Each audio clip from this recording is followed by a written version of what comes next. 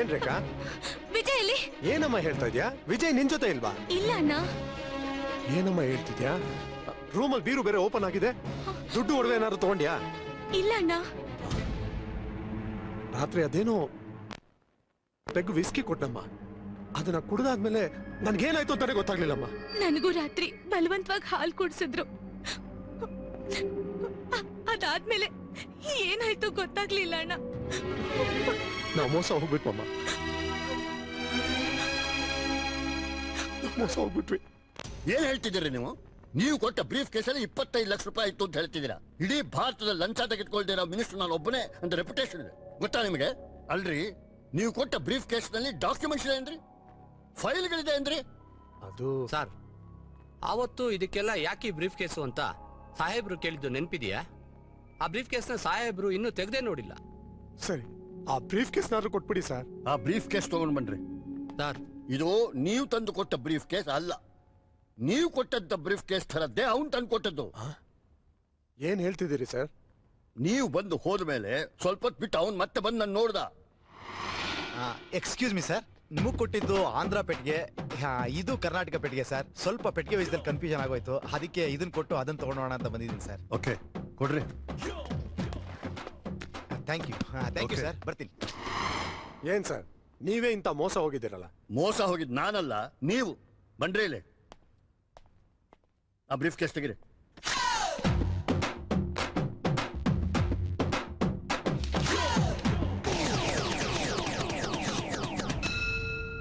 ನಮ್ಮ ಮಾನ ಮರ್ಯಾದೆ ಎಲ್ಲ ಹರಾಜಾಗೋಯ್ತು.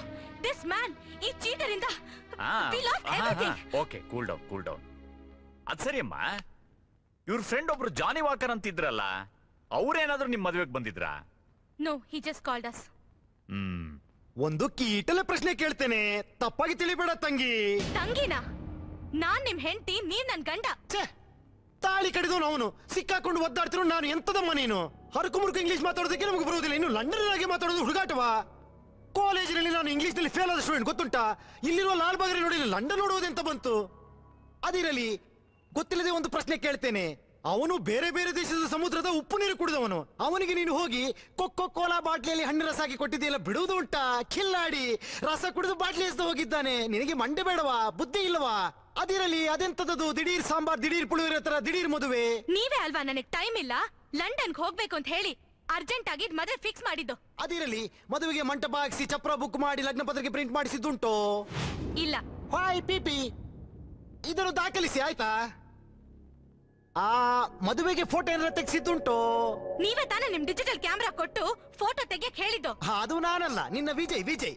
ಅದಿರಲಿ, ಈ ದಿಢೀರ್ ಮದುವೆಗೆ ರಿಜಿಸ್ಟರ್ ಮಾಡಿಸಿದ್ದುಂಟು? ಇಲ್ಲ, ಅದೆಲ್ಲ ಆಮೇಲೆ ಮಾಡ್ಕೊಳ್ಳೋಣ ಅಂತ ವಿಜಯೇ ಹೇಳಿದ್ದು. ಹಾ, ಜಡ್ಜಮ್ಮ ನೋಡಿ, ಅದು ನಾನಲ್ಲ, ವಿಜಯ್ ಅಂತ ಮಗುನೇ ಒಪ್ಕೊಂಡಾಯ್ತಲ್ಲ.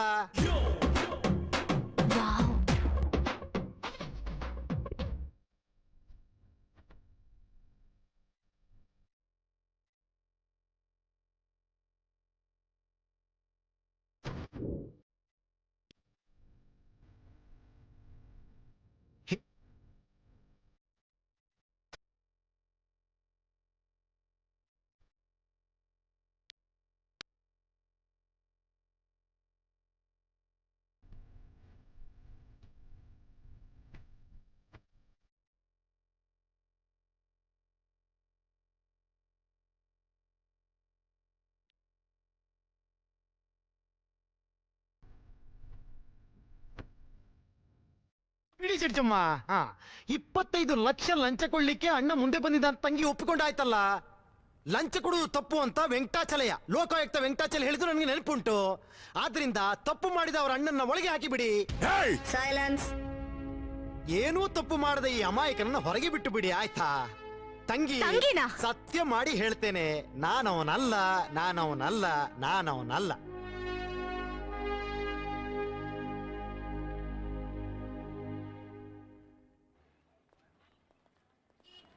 ಜಾಕಿರ್ ಹುಸೇನ್, ಒಂದ್ ನಿಮಿಷ ಇರಿ. ನಾನ್ ಕೂಗಿದ್ ಕೇಳಲಿಲ್ವಾ? ನೀವೆಲ್ಲಿ ನನ್ನ ಕೂಗಿದಿರಿ? ಜಾಕಿರ್ ಹುಸೇನ್ ಅಂತ ಕೂಗದ್ನಲ್ಲ. ನನ್ನ ಹೆಸರು ಪಂಚಾಮೃತ, ನೀವು ಪಂಚೆ ಅಂತ ಕೂಗಿದ್ರು ನಿಲ್ತಿದ್ದೆ ನಾನು. ಅದಿರ್ಲಿ, ನೀವು ಯಾರು? ನಾನ್ ಯಾರು ಅಂತ ನಿಮ್ಗೆ ಗೊತ್ತಿಲ್ವಾ? ಹೇಳಿದ್ರಲ್ವೇ ಗೊತ್ತಾಗುವುದು. ಯಾರು ಅಂತ ತಿಳ್ಕೊಂಡಿದ್ಯೆ? ಜಡ್ಜ್ ಅವ್ರ ಮಗಳು. ಅಮ್ಮ ತಾಯಿ ಕೈ ಮುಗಿದೆ ತಾಯಿ. ಅಯ್ಯೋ ಹೇಳಿಮ್ಮ.